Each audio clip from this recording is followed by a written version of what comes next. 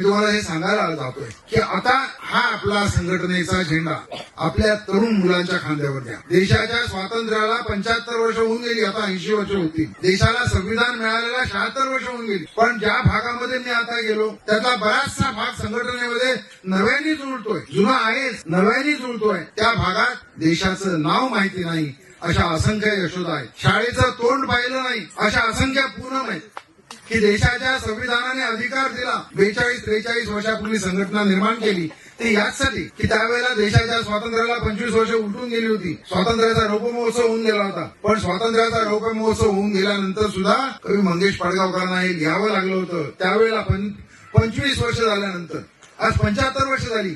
जर मंगेश पाडगावकर असते तर काय लिहिलं असतं याचा विचार करू. त्यांनी लिहिलं होतं खामकर साहेब, जमा खर्च स्वातंत्र्याचा मांडणार केव्हा, जमा खर्च स्वातंत्र्याचा मांडणार केव्हा, जाब उंच प्रासादांचा. आता तर उंचच उंच म्हणजे इतके उंच टॉवर आहे की आपली नजर राहत नाही, नजर ठरत नाही.